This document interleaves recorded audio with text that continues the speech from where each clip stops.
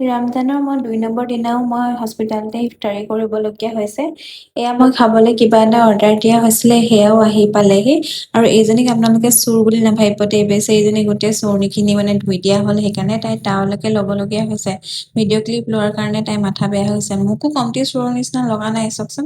তাৰপিছত দুইজনী ফল-মূল খাই মেলি আকৌ এটা কেক আজি সম্পূৰ্ণকে খাই দিলো। খাই মেলি দুইজনী ওলাই আহিছো যে কিবা এটা খাম বুলি।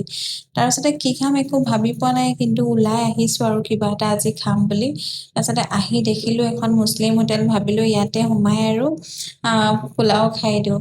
কাৰণ ঘৰততো থকা হোৱা নাই, ঘৰত থাকিলেহে পোলাও-চোলাও খোৱা হয়। আহি ইয়াত আমি দুইজনীয়ে পোলাও খালো, খাই আহি আকৌ ভন্টিয়ে ক'লে যে চেন্দেল চাম বুলি, তাই চেন্দেল চালে। চোৱাৰ পিছত আকৌ মোৰ খাব মন গ'ল চাট, তাৰপিছতে আমি দুইজনীয়ে ৰখি আমি চাট খালো। বৰপাইলেও খাবলৈ কিবা এটা লৈ লৈছো, কাৰণ তেওঁ কিবা এটা চোবাই থাকিবলৈ মন যায় হস্পিটেলত বহি থাকিলে। তাৰপিছতে আজি আকৌ বহুত দিনৰ মূৰত আমি পাণ ললো খাবৰ কাৰণে। পাণ এয়া লৈ আহিছো, আৰু ঢেপীয়ে আমাৰ খোজকাঢ়ি খোজকাঢ়ি হস্পিটেলৰ ভিতৰলৈ সোমাই গৈছে।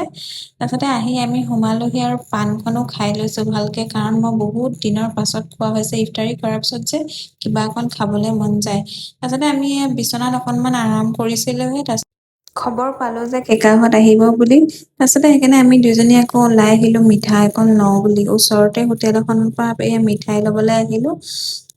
মিঠাই লৈ আহি আছো, কাৰণ সৃষ্টি হস্পিটেলৰ ৰাস্তাটো যে বহুত দীঘল। সোমাই গৈ আছো আৰু দুইজনীয়ে খোজকাঢ়ি খোজকাঢ়ি। তাৰপিছতে সেতিও আহি পালে, এয়া পোৱালি দুইটাই পুৰা মোবাইল চাই ব্যস্ত হৈ আছে। তাৰপিছতে আমিও চবে বহি একেলগে অলপ টাইম কথা পাতিলো, কাৰণ সেতিও ইফতাৰী কৰিহে আহিছিলে। অলপ টাইম বহিলে।